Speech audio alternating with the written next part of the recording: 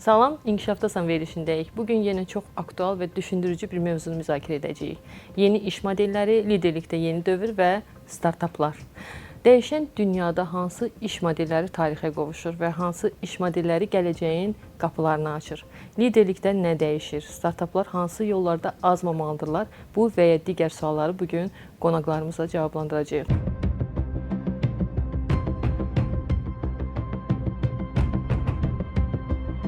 Qonaqlarımız Səfəvi onlayn təhsil platformasının həm təşkiçisi və direktoru Könül Quliyeva və Sabah Hub İnnovasiya Mərkəzinin icma rəhbəri Samir Qədirovdur. Xoş gəlmisiniz. Çox sağ olun.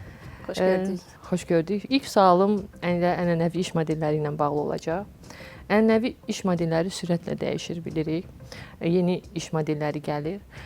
Bugün yeni bir biznes qurmaq istəyən bir kəs, bir startapçı deyək ki, hansı model artıq keçmişdə qaldığını bilməlidir və hansı növ iş modellərinə müraciət etməlidir?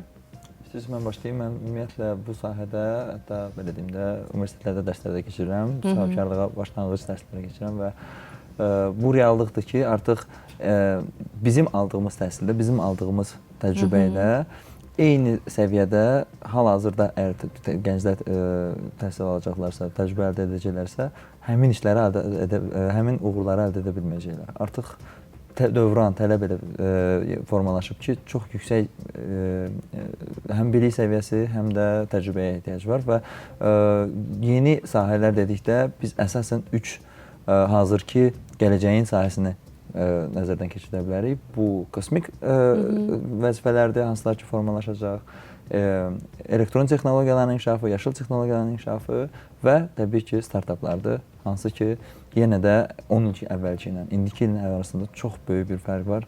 Yəqin ki, elə biz öz adi həyatımızda da bunu hiss edirik. İndi gənclər startap qururlar. Bilirsiniz ki, Z nəsli hansı bir təşkilatın bir əməkdaşı olmaqdansa özünün işinin sahibini olmaq, o yolu seçir.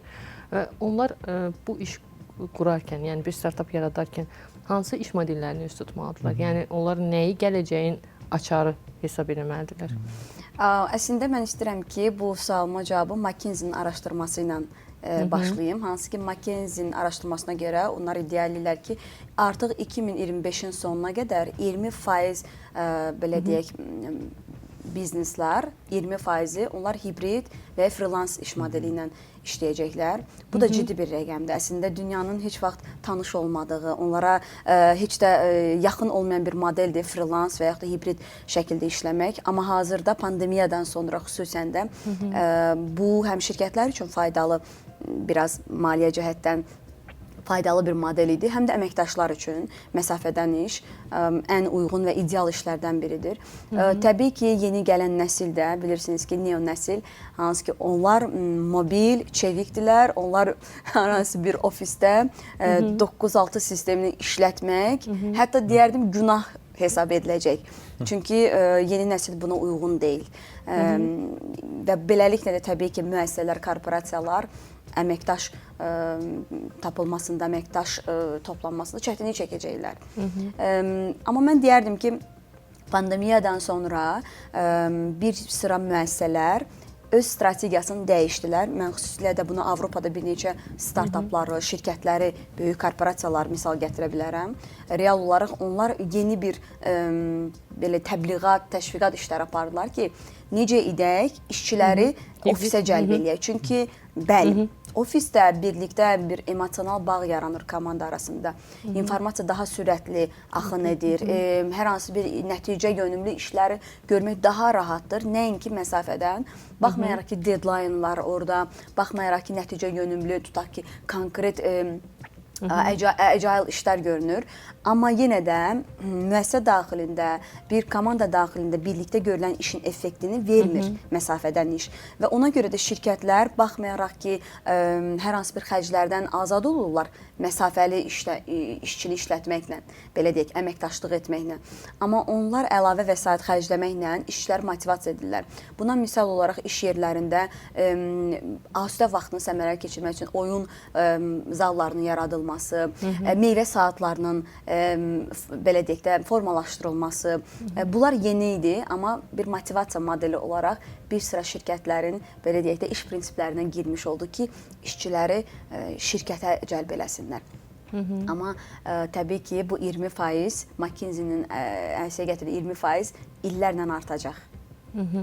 İndi gənclərimiz işin icrasından çox daim innovativ yeniliklərlə gəlirlər və gəlib deyirlər ki, möhtəşəm bir ideyam var. Yəni bir brainstorming deyəcəm, beyin fırtınası deyirik də, düzdür ona. Tez-tez komanda ilə bunu edirsən və baxırsan ki, hamısı yeniliyə açıqdırlar. Möhtəşəm bir ideyam var, gəlin bunu reallaşdıraq deyirlər. Amma necəsə sonra o möhtəşəmlik olmur, davam etmir. Bu ideyanın davam etməsi üçün bazar mı uyğun olmalıdır, yoxsa komanda üzvləri uyğun olmalıdır ki, həmin startap uğurlu olsun?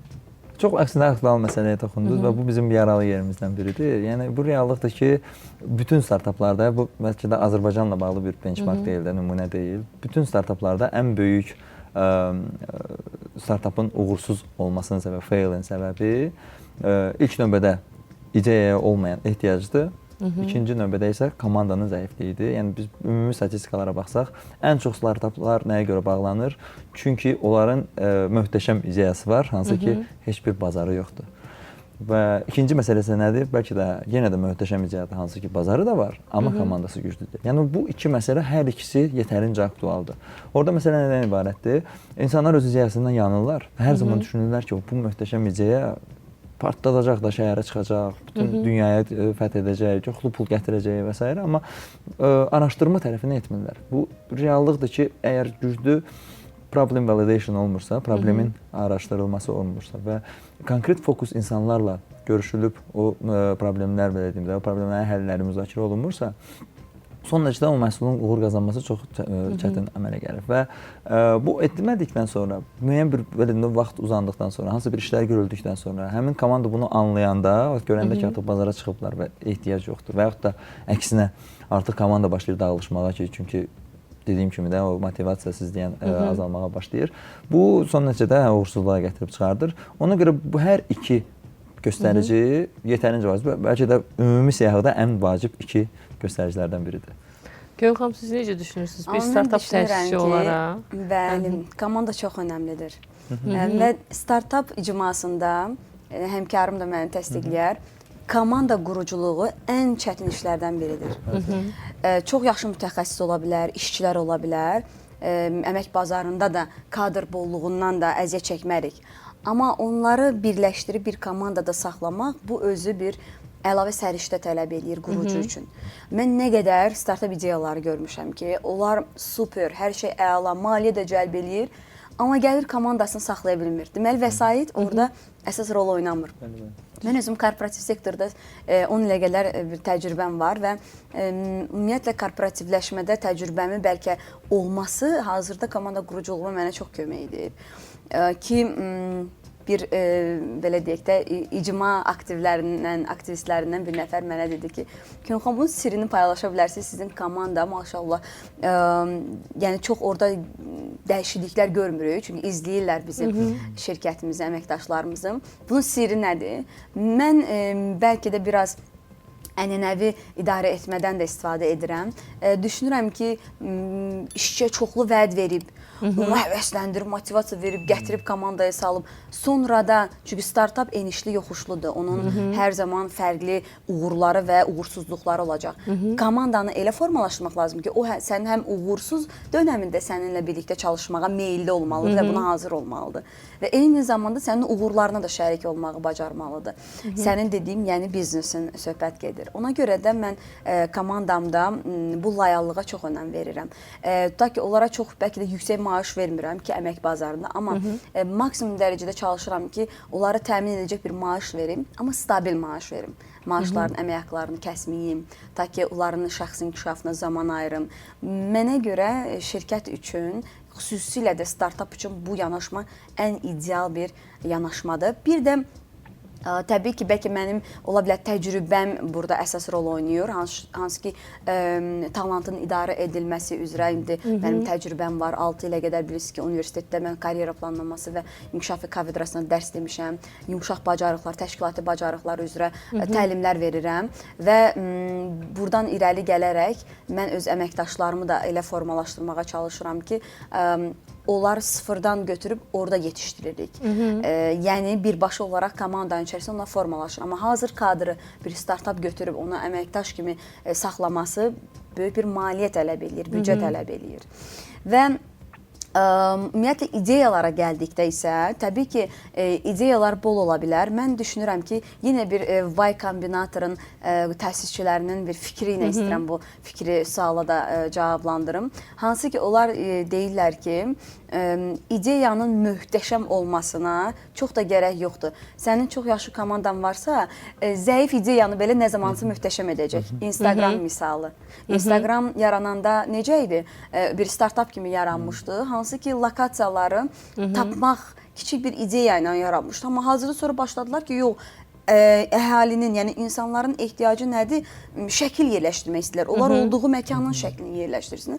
Beləliklə təkmilləşdirib indi Instagramın milyardlarla dəyəri vardır. Əslində bu daha bir cavabdır elə suallardan birinə ki, yəni komanda gözəl ideya ilə bərabər uğurlu lider də olmalıdır ki, hansı ki o komandanı saxlayacaq və ideyanı düzgün sahədə. Amma indi startaplarda bir məsələ var. Mən belə görürəm ki, yeni bir iş qururlar və həmin işi qurandan sonra cəlb elədikləri komandanı işin getməsi üçün cəlb etsələr də işi ötürməyə sanki qorxurlar.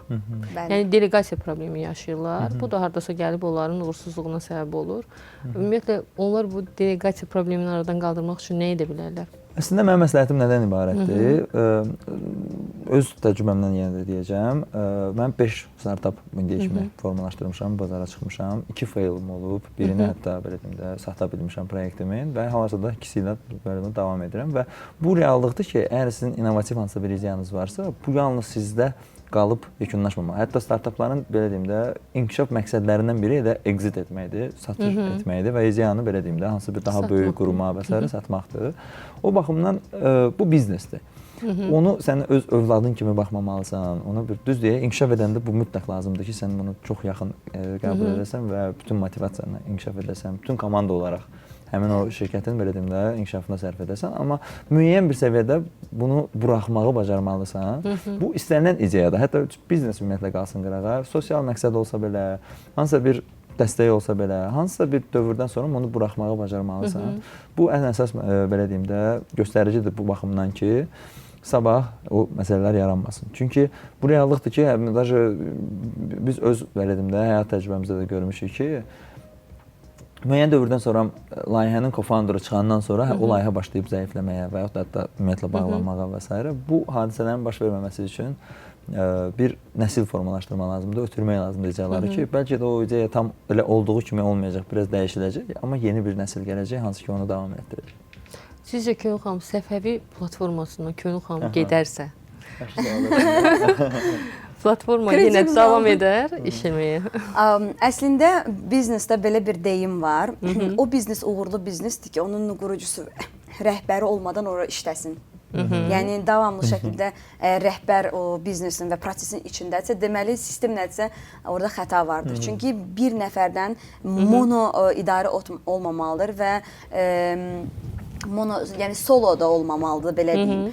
Ona görə də düşünürəm ki, Səfəvinin zaman-zaman, çünki mən özüm də bu startupı quranda özüm də yeni idim. İlk startupım idi, ilk təcrübəm idi. Heç vaxt mən heç bir şeyin ümumiyyətlə marketinqlə alışılı satışını etməyən, korporativ sektorda hazır maaşı işləyən bir şəxs olmuşam. Birdən-birə sanki bir məktəb keçmiş oldum. Amma mənim həmkarım Samir bəyin fikrindən birazca fərqliyəm. Yenə deyirəm, mən biraz ənənəvi olan şəxsəm, tam da müasir deyiləm. Çünki korporativ sektorda mən bir layallıq öyrənmişəm. Düşünürəm ki, əgər sən öz ideyana güvənirsənsə, öz resurslarına güvənirsənsə, çünki startupın formalaşması 3-5 il alır ki, o gəlsin bir şirkətləşmə halına çıxsın. Təbii ki, exit eləmək istəmirsə, o milyonluq və milyardlıq şirkət olmaq istəyirsə, hədəfi böyüməkdirsə və yaxud elə exit eləməkdirsə, sən orada biraz dayanıqlıq göstərməlisən.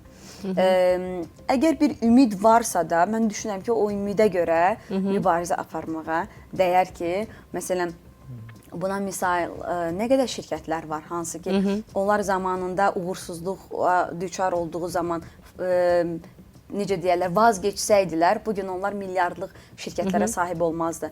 Elə Amazon burada misaldır, Facebook burada misaldır.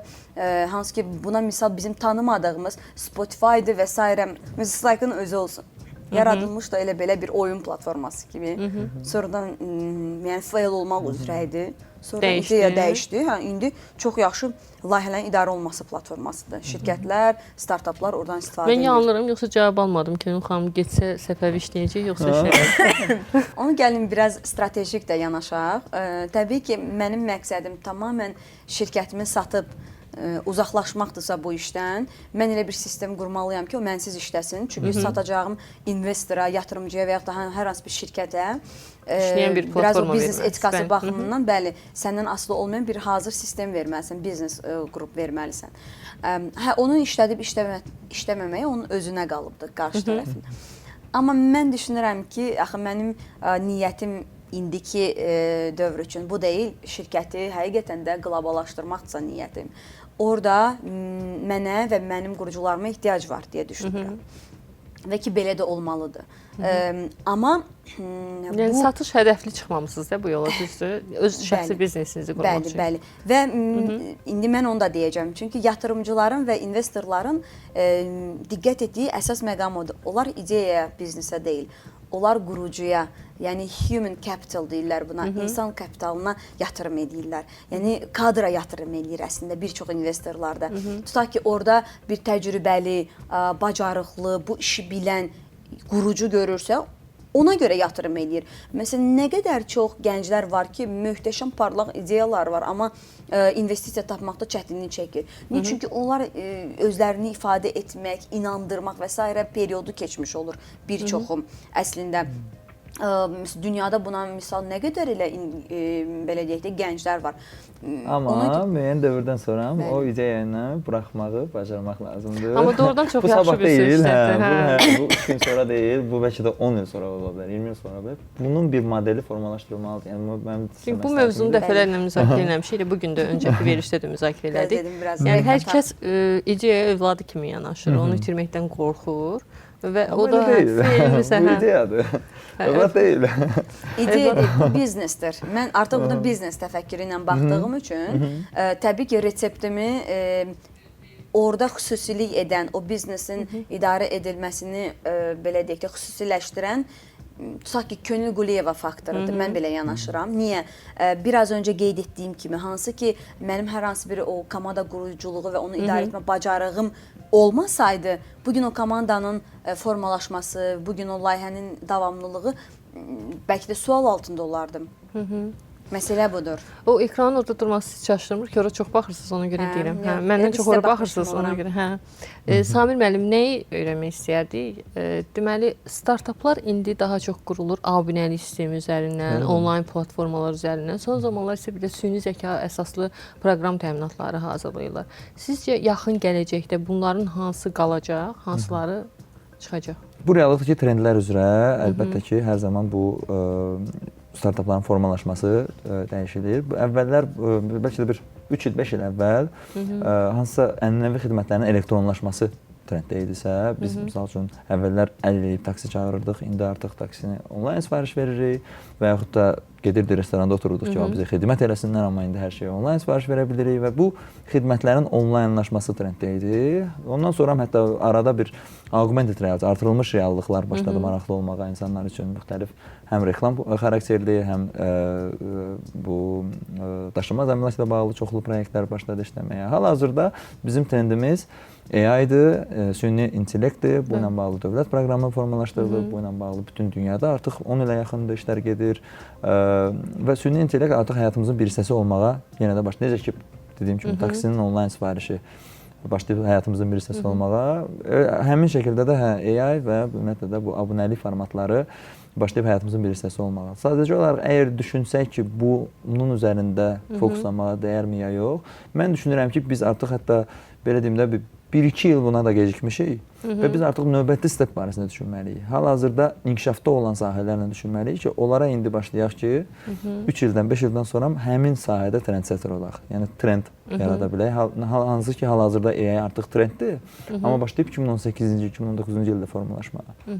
Və bu sahələrdə qalan 2 sahədir. Hansı ki, elektron texnologiyaların, yaşıl texnologiyaların inkişafıdır. Artıq çox yaxın gələcəkdə bu trend olacaq. Bu reallıqdır ki, artıq böyük oyunçular başlayıb bu sahəyə investment etməyə, elə avtomobillərlə bağlı olsun, avadanlıqlarla bağlı olsun və kosmik texnologiyalardır, hansılar ki, hal-hazırda çox aşağı səviyyədə belə deyim də inkişaf etməyə başlayır. Amma reallıqdır ki, kosmik turizm artıq formalaşmağa başlayır və s. Bu o deməkdir ki, çoxlu sahələr açılacaq və bu trend olanda əgər biz ona başlasaq, artıq gecikmiş olacaq. İndi başlamaq lazımdır ki, 5 ildən sonra həmin trendi tuta bilək. Könül xanım, siz bayaq komanda quruculuğundan danışdınız. Maraqlıdır, komanda quran zaman CV-yə baxırlar, təcrübəyə baxırlar. İndi son zamanlar biraz namizədlərlə söhbət edəndə daha çox elə suallar verirlər ki, suallar dəyərlər üzərində qurulur və yoxlayırlar ki, həmin namizəd həmin qurumun dəyərləri ilə onun dəyərləri üst-üstə düşürmü? Sizcə bu prinsipə əsasən komandaya namizəd cəlb etmək, bir kadr daha doğrusu cəlb etmək doğrudurmu? Yoxsa bu hazırki işgüzar mühitdə işləyir, yoxsa dəyişmək lazımdır bu prinsipi? Təbii ki, təşkilati davranışda biz məhz komanda quruculuğu özü də bir korporativləşməyə gedən yoldur. Və korporativləşmə niyyəti olan startup, yəni böyümək, strukturlaşma, biznes prosedurlarının hazırlanması və s. mərhələlərinə keçəcək. Təbii ki, dəyərlər burada əsas sütundur. Hansı ki, o dəyərlər bir yol xəritəsi çizir, hansı ki, o dəyərlər bir strategiyanın formalaşmasına əsasdır, komandanın formalaşmasına əsasdır. Ona görə də dəyərlərin olması çox vacibdir və komandanın əməkdaşları da ona görə formalaşmalıdır. Mən bir nümunəni istəyirəm sizlə paylaşam. Ölkəmizdə çox məşhur, tanınan bir HR rəhbər xanımla bir dəfə bir müzakirə olmuşdu. O illərin təcrübəsi var böyük korporasiyada.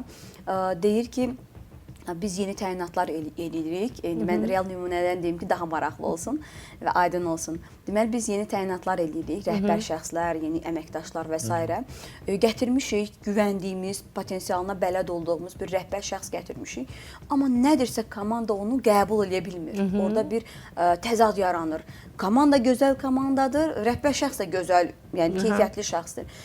Biz aydın eləyə bilmirik və orada hansı katalizator rolunu oynayan, bizim dəyərlərə zidd olan bir əməkdaşı dedekt elədik, yəni təyin elədik. Sən demə, bu əməkdaş komandada biraz kənarlaşma edir. Rəhbərlə qruplaşma, bəli, dəyərlərə zidd davranışlar sərgiləyir. Rəhbərlə, yeni gələn rəhbərlə komandanın arasında biraz o, belə deyək də, kommunikasiyada problemlər yaradır. Onu müəyyən edən, yəni təbii ki, illərin rəhbərləridir. Dərhal, belə deyək də, artıq məsələni çözə bilirlər. O katalizator kimdirsə, o əməkdaşı uzaqlaşdırırlar. Başqa bir yenə yerə, hansı ki, o komanda adamı deyil. Yəni, hər kəs komandada işləyə biləcək potensialda və xarakterdə deyildir. Bu, onun pis insan olduğunu anlamına da gətirmir. Onun keyfiyyətsiz əməkdaş olduğunu anlamına gətirmir. Onu fərdi işlərlə məşğul olan bölməyə keçirdilər. Orada özünü realizə edir, əməkdaş kimi, kadr kimi və burada da o problem aradan qalxan kimi çox yaxşı deyir, strukturlaşma getdi. Kommunikasiya quruldu.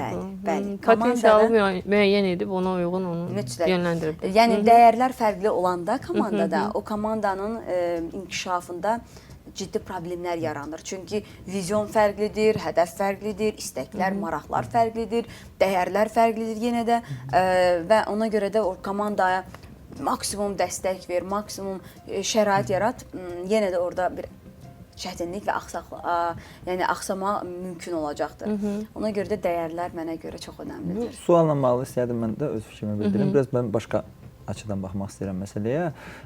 Elə HR-ların xüsusilə müasir dövrdə olan belə deyim də insan resursları mütəxəssislərinin ən böyük problemi nədən ibarətdir?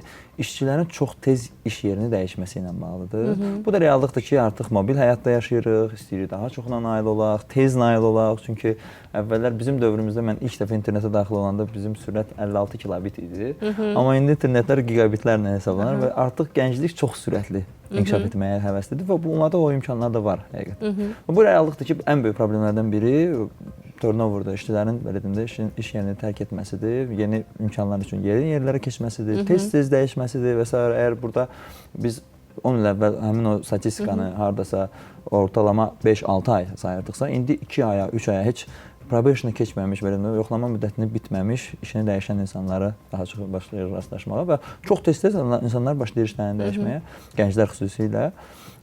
Bunun da səbəbi elə həmin o dəyərlərin formalaşması ilə bağlıdır. Bu reallıqdır ki, şirkətin çox gözəl dəyərləri ola bilər, hansına ki, işçilər o dəyərləri yaşamaya bilər.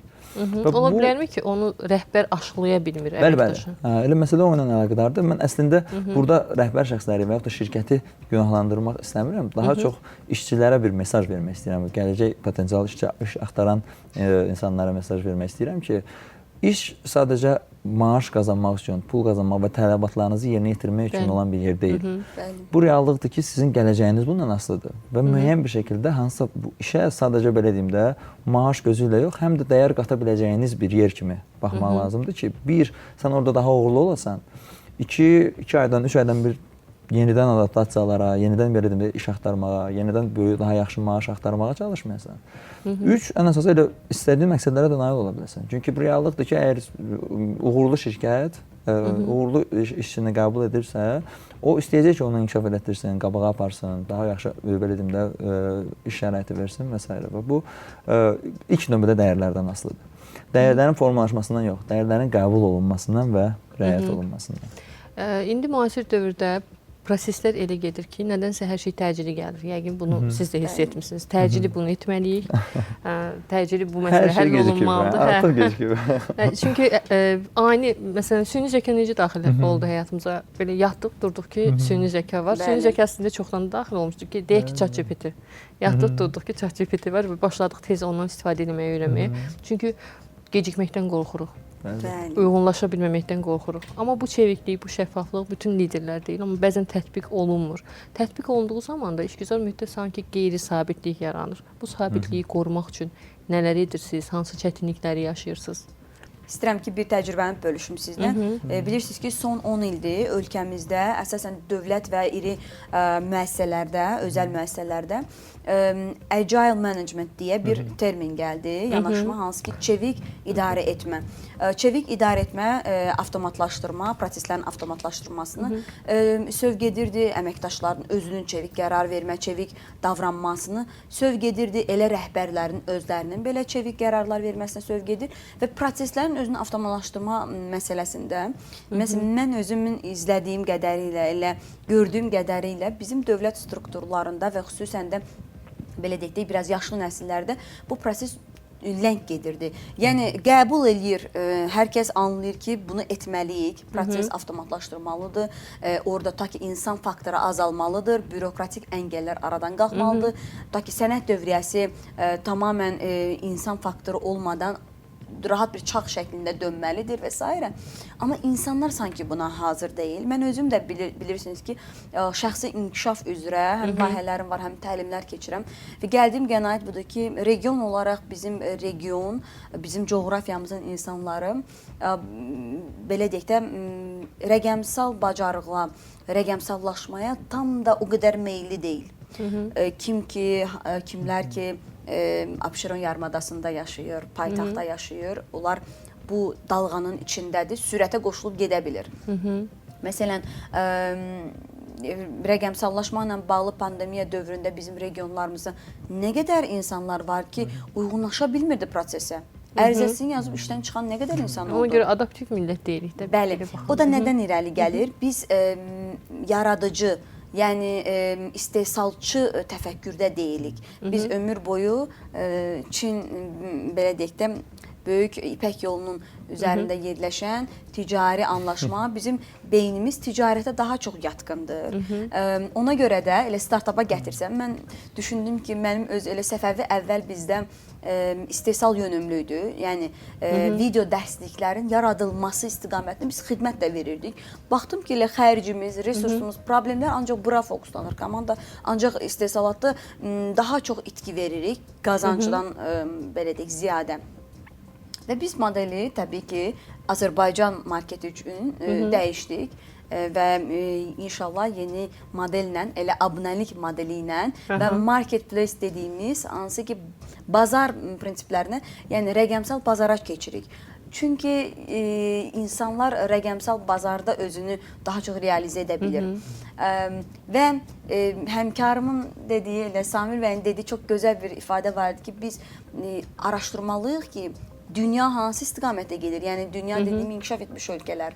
Onlar nə ixtira eləyir, nə fikirləşir ki, biz ona çata bilək ki, zamanı gələndə biz bir də, siz demiş, ayılıb görəcək ki, gecikirik ChatGPT-yə.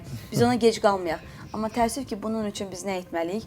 Biz o cəmiyyətlərlə iç-içə olmalıyıq. Məsələn, Amerika, Yaponiya, Çin yeni bir fikir ixtira eləyir. Bizi kimi inkişafda olan ölkələr, kiçik cəmiyyətlər məcburdur ki, onların bizə sərgilədiyi və sunduğu, təqdim etdiyi məhsulları öyrənək, izləyək. Könül xanım çox maraqlı məqama toxundu, fokuslanmaq məsələsinə.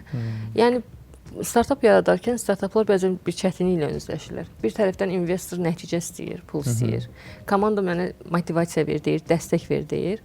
Artıq ideyaya fokuslanmağa vaxtı qalmır startapın. İndi bu startap nə eləsin? İnvestora fokuslansın, komandanın inkişafına fokuslansın, maliyyəyə fokuslansın, yoxsa vizyona? Bu yaxınlarda biz bir forumda iştirak etdik, elə Könül xanım da mənim kolleqam idi orada paneldə və elə həmin sual demək olar ki, forumlaşır. Biz sadəcə orada innovativ sahələrin marketinqindən danışırdıq və bu reallıqdır ki, sizin marketinqiniz istiqamətli olmalıdır. İlkin istiqamətdə startapda bu təbii ki, bazarlar deyil. Çünki məhsul hələ tam formalaşmayıb, yalnız müəyyən bir prototipi var və siz investoru inandırmalısınız ki, sizə investisiya etsin və sonra siz artıq belə deyim də son məhsulunuzdan bazara çıxa biləsiniz. Və ona görə məhsulun adaptasiyası dövrü həmin investora uyğun olmalıdır. Və komanda da bunu anlamalıdır ki, biz çalışmalıyıq təbii ki, end user'a bunu son istifadəçiyə məhsulu satmağa yox, investora satmağa çalışaq və onun istəklərini, və onun faizlərini, onun belə də gözləntilərini qarşılayaq. Amma ikinci mərhələdə artıq bazara çıxırsa, artıq məhsullar belə də formalaşmağa başlayır. Burada artıq investorun diktəsi olmamalıdır. Çünki bazarın tələbləri hər zaman belə deyim də o pul ödəyən insanın tələblərindən eyni olmaya bilər və əgər ona uyğunlaşırıqsa biz bazarı itirə bilərik. Ona görə burada yəni sadəcə mərhələlər var. Startap formalaşdıqca, o mərhələləri keçdikcə onun fokusu təbii ki, dəyişməlidir. Əgər investora yönəlik fəaliyyət idisə, biznes artıq formalaşmışdısa, artıq MVP-niz, prototipiniz həmin o belə deyim də investisiyanı almaq üçün yetərlidirsə, növbəti mərhələdə o mütləq bazara uyğunlaşmalıdır. O adapterlara, bazara çıxacaq belə deyim də tələbə uyğun olmalıdır ki, sabah siz o bazarı itirməyəsiniz. Təbii, o keçid dövrü o startaplar üçün çox çətin olur. Bəzən heç o mərhələləri düşünmürlər. Həm investor dalınca qaçırlar, ya da ki, istifadəçini unudurlar. Ya da ki, istifadəçi axtarışında olurlar, investoru unudurlar ki, o nəticə gözləyir. Balansı necə qorusunlar? Siz rastlaşmısınız belə bir şeylə? Bu çox çətindir. Baxın, bir məqamı da istəyirəm deyəm, bölüşəm sizinlə. Son dövrlər startaplardan hamımız danışırıq. Dövlətin bu istiqamətdə ciddi siyasəti və dəstəyi var. Bu danılmazdır. Amma hər kəsdə biznes quracaq deyə bir qavram yoxdur. Amma Z nəsli ona hazırdır. Ona görə gəlir sanki. O təşkilatlarda tabiçilikdə işləməyi istəmirlər. Bəli, doğrudur. İstəklərlə imkanlar məsələsi. Biraz o. Çünki istəklər həqiqətən də düzdür. İstəklər ola bilər formalaşsın. Amma mənim öz tələbələrimə, gənclərə, daim çıxışlarımda ötürdüyüm bir mesaj var ki, hər kəs biznesmen olacaq və yaxud da ideya müəllifi ola bilərsən sən. Çox yaxşı ideyalar formalaşdırıb, bunu hackathonlar var, yarışlar olur, şirkətlər bunu təşkil edir. Hansı ki, sən orada kiçik bir komanda formalaşır, ideya çıxardır, yarışda qalib gəlirsən, pul mükafatı alırsan və s. Bu hardasa özünü realizə edə bilirsən. Amma ciddi bu mövzunun içərisində sən məsuliyyət alırsan. Burada maddi, mənəvi, digər idarə etmə və s. mövzuları var ki, mənə görə hər kəsin bacara biləcəyi bir mövzu deyil. Buna insan hazır olmalıdır. Buna fiziki, maddi, mənəvi, psixoloji hazır olmalısan sən. Məsələn, mən buna ilk dövrlərdə biraz büdcədə mənfi enən kimi, çətinlik yaşayan kimi stresə düşürdüm, həyecanlanırım. Çünki şirkətin məsuliyyəti var, aylıq stabil xərclər var, əməkdaşların əmək haqqıları var. Mənim axı psixologiyamda dərhal empatiya qururdum ki, özüm əmək haqqı almasam bir neçə ay necə hiss eləyərəm? Avtomatik olaraq başqa yöndə artıq planlar qurmağa başlayacağam. Bəs bu əməkdaşımı itirməməliyəm. Necəsə o balansı, boşluğu doldurmağı bacarmalısın və çevik qərarlar verməlisən burada. Bu çox önəmli faktordur. Kənardan hər şey ördək sindromu kimi sakit və parlaq görsənə bilər, amma ördəyin üzməsi üçün verdiyi o enerji, suyun altındakı o çabasını və belə deyək də qurucunun, sahibkarın verdiyi çabasını görmək biraz çətin məsələdir. Ona görə də ikinci bir məqamı deyərdim ki, hazırki dövrə görə bunu misal olaraq, tövsiyə olaraq bölüşürəm. Startup doğrudan da ciddi bir şəkildə startup qurmaq istəyən şəxs, gənc, fərqi yoxdur. Onun bir korporativ bir şirkət təcrübəsi olmalıdır. Bu həm onun, yəni belə deyək də komandada onun formalaşması, bir sıra bacarıqların əldə olunması, qazanılması baxımından, maddi təminat baxımından və s. Çünki startup pul deməkdir. Sənin investoru tapana qədər sənin bir maddi resursun olmalıdır ki, sən onu bölüşə biləsən. O baxımdan buna hazır olmaq lazımdır və dünyada da mən bir neçə belə örnəklər görmüşəm ki, insanların özlərinin çox yaxşı maddi bazaları olub, iş təcrübələri olub, korporativdə yaxşı bir rəhbər vəzifədə olub, ayrılıb komandasını qurub, oradakı əməkdaşlarını da biraz headhunt deyirik buna, kənarlaşdırıb şirkətdən, razılaşdırıb bir komanda qururlar. Çox yaxşı bir parlaq startup və biznes ideyası yaradırlar, biznes qururlar. Belə nümunələr çoxdur. Təbii ki, bu böyük şirkətlərin, qurumların qorxulu, ən təhlükəli hiss etdiyi bir nöqtədir. Çünki şirkətlər komanda formalaşdırır, kadr yetişdirir, kadr da formalaşandan sonra çıxır. İndi o düzdür, təlimələr göndərirlər, onun inkişafı üçün əllərindən gələni eləyirlər, amma baxırsan ki, bəli, şirkət bir büdcə xərcləyir, zaman xərcləyir, bir kadrın formalaşması. Bu da bayaqki dediyimiz dəyərlər məsələsidir də. O dəyərlər məsələsi ilə əgər şirkət və insan arasında o həmin o bağ yaranırsa, psixoloji bağlar yaranırsa, artıq emosional bağlar yaranırsa, artıq o diktə edir ki, öz şirkətinə bağlılığını artırsın və o şirkətin daxilində inkişaf etsin. Burada liderin də rolu böyükdür. İndividual bir şeydir də. Liderin də rolu böyükdür. Lider burada, məsələn, indi bir liderin tabiçiliyində işləyən əməkdaşların hamısı elə Könül xanım bayaq qeyd etdi ki, mütləq bir yerdə işləsələr daha yaxşı bağ yaranır, amma bilirsiniz ki, 5 ölkədən komandası ola bilər bir rəhbərin. Çünki indi o dövrdür. Burada rəhbərin rolu... Diversity deyirlər ingilislər buna. Yəni müxtəlifliyin idarəsi çox doğru vurguladınız. Bu liderlər necə idarə etsinlər? Onlar bu şəraitdə ruh motivasiya verən olmalıdırlar, istiqamət verən olmalıdırlar, hansını seçməlidirlər? Anlayışlı olmalıdır. Artıq burada psixoloji yanaşmalar, ünsiyyət bacarıqları, kommunikasiya bacarıqları, yəni yumşaq bacarıqlar və təşkilati bacarıqlar ortaya. Çünki müxtəlif mədəniyyətlərdən əməkdaşlar olur. Empatiya duyğusu olmalıdır. Onun potensialını, müxtəlif insanların, kadrların potensialını müəyyən edib ona görə işlər tapşırmalıdır. Hər bir işçidən onun belə deyək də eyni işi hər işçiyə həvalə etmək olmaz. Sən doğrudan da məhsulda bir nəticə istəyirsənsə, işçinin potensialına bələd olub, işi ona görə bölüşdürməyi bacarmalısan. Bunlar hamısı təcrübə tələb eləyir. Ona görə də gənc kadrlar bu mövzulara gəlib çatanda, bu mərhələyə çatanda özləri çünki yeni formalaşır və nə edəcəklərini bilmirlər. Və belə olanda da bəzən startuplarda yeni kəşf eləmişəm. Onlar nə edirlər? Yaxşı investisiya cəlb eləyəndə yaxşı menecer, rəhbər şəxslər artıq götürürlər işə. Özü ideya müəllifidir, yaradıcıdır, vizyonludur, görür, amma idarə etmə bacarığı yoxdur. Normaldır. Yəni idarə etmə çünki bir bacarıq, səbir, təmkin, müəyyən strategiya, hiylə və s. tələb edir. Bunu da hər adam bacarmır. Yeni ideyaların reallaşması zamanı istər-istəməz mütləq böhrana hazır olmalıyıq. Bax, Günel xanım da vurğuladı ki, təkcə özümüz yox, komanda da böhrana hazır olmalıdır. Lider böhran zamanı bəzən gizlənir, bəzən də ortaya çıxır. Bunun hansını seçim etməlidir? Ümumiyyətlə, bu yeni dövr liderlikdə bir qızıl qayda, qızıl standart deyə bir şey var da. Nə olacaq qızıl standart qarşıda deyək ki, 5 il ərzində? Əslində böhran baxımından mən öz uğursuzluqlarımı deyə danışa bilərəm sizə. Çünki elə böhranlar belə deyim də səbəb oldu ki, mənim startaplarımda müəyyən boşluqlar və hətta dayanmalar oldu.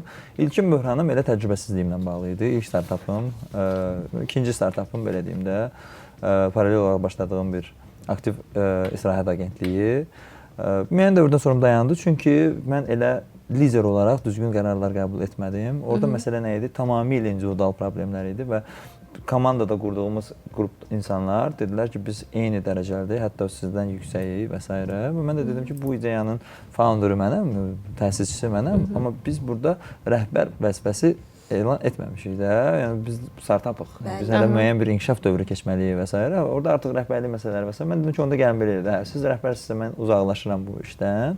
Aydın məsələdir ki, yeni ideya üçün formalaşmamış, güclü investor olmayan ideya müəyyən dövrdən sonra dayandı və saxladı. Bu elə konkret həmin o böhran belə deyim də situasiyası ilə bağlıdır. İkinci ideya isə Green Baku ilə bağlıdır. Hansı ki, mənim ən uğurlu startaplarımdan biri olub, amma pandemiyaya görə təəssüf ki, dayanmalı oldu. Orada məsələ nə idi? Sadəcə qısa bir tarixçə deyəcəm.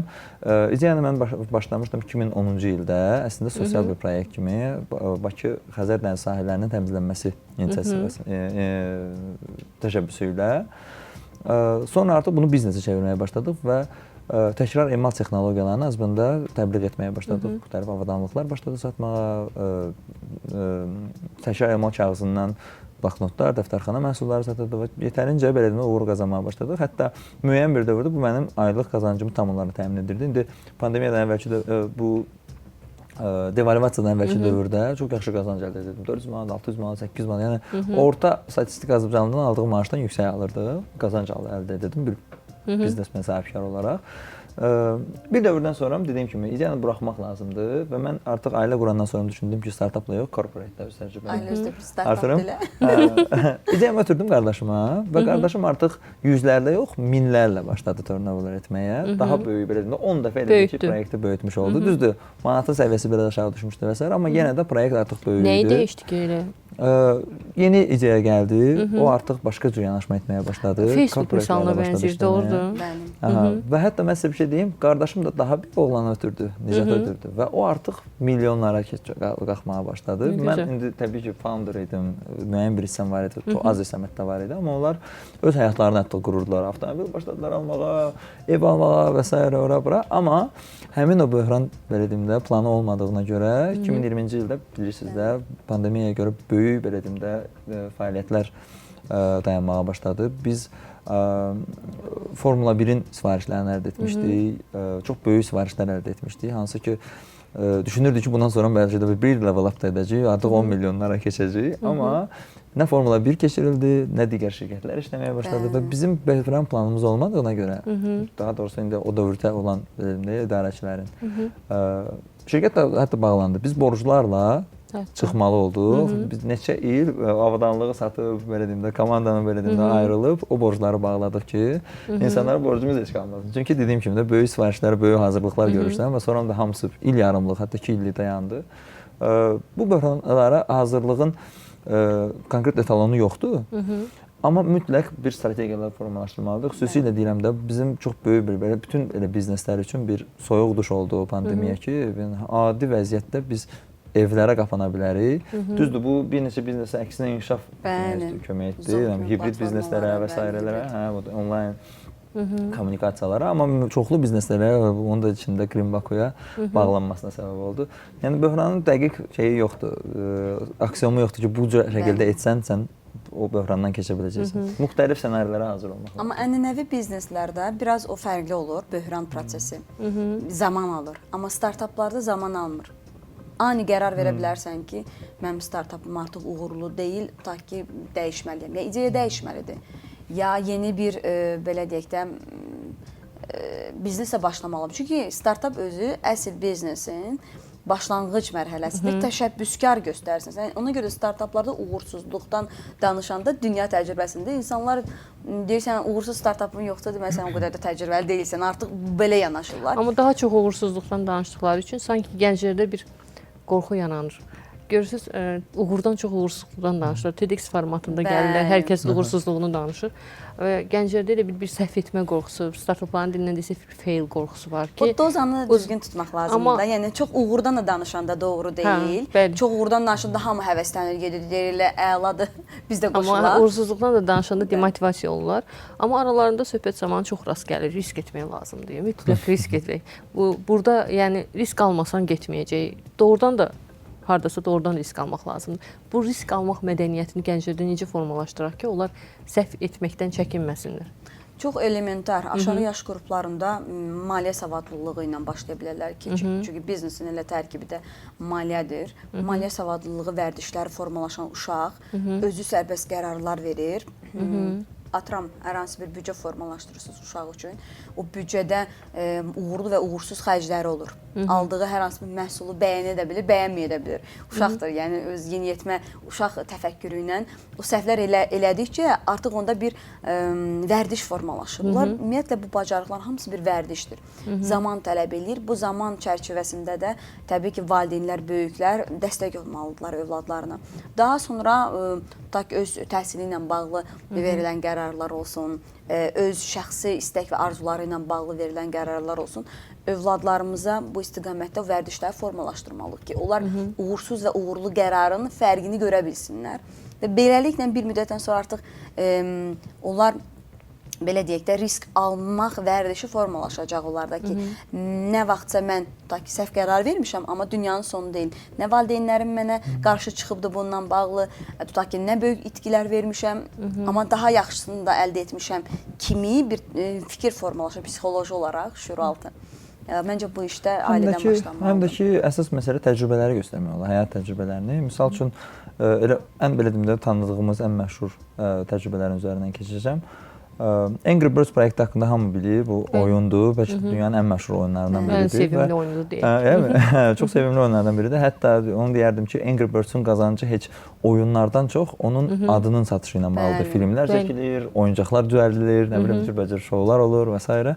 Və o proyekt həmin studiyonun hansısa bir 50-ci yoxsa 60-cı proyekti olub. Yəni buna qədər etdikləri heç bir proyektin heç adını bilmirik, heç sayını bilmirik dediyim kimi. Amma insanlar yoxlayıblar, fail ediblər, yoxlayıblar, az qazanıblar, uğursuz olublar və s. Və bu reallıqdır ki, biz birinci addımdan uğurlamaq. Hətta daha belə ən məşhur nümunəni sizə göstərim. Donald Trump ABŞ prezidenti oldu, öz dövrünü keçirdi. Bəlkə də Amerikanın ən qızıl dövrlərindən biri idi. Amma sonra uduzdu. Növbəti dövrə o həmin seçkilərdə uduzdu və başqa bir prezident gəldi. O dayanmadı öz nəticəsinə. Baxmayaraq ki, insanın 60 üstü yoxsa 70 üstü yaşı var. Yenidən prezident ola bildi və Amerikanın prezidenti mənim təsəvvürümdə dünyanın ən böyük vəzifəsidir də. Yəni siz uğursuzluq əldə edib dayanmayıb yenidən həmin uğuru qazana bilərsiniz. Çünki biznes təfəkkürü var idi. Bu reallıqdır ki, insanlar yəni enişli yoxuşlu olur və həyat parabolikdir. Heç vaxt düz xəttli yuxarı və yaxud aşağı olmur. Və siz uğur qazanıb, çox böyük uğur qazanıb həmin uğurdan düşə bilərsiniz və yenidən o uğuru hətta daha yaxşı təkrarlaya bilərsiniz. Bu həyat təcrübəsi onu göstərir. Və gənclərə də onu göstərəndə deməli, əgər Donald Trump bunu edə bilibsə öz 70 illərində, təbii ki, sizin bu illərdə uğursuzluq qazanmağınız üçün çoxlu şansınız var ki, onun qarşısını alasınız və yenidən daha böyük uğur qazanasınız. Yəni uğursuzluqlar startapda təcrübədir əslində. Orada çox da emosional qapılmaq olmaz. Ona görə startapçı biraz da həm də soyuqqanlı olmalıdır mənə görə. Baxmayaraq ki, mən öz layihəmə sahiblənmə duyğum var. Onu öz 5-ci övladım kimi sevirəm. Real olaraq deyim. Bildi ki, biz də görüşdən sonra deyəcəyik onu. Ona görə öz öncədən səsləndirdi. Sizi qabaqladım.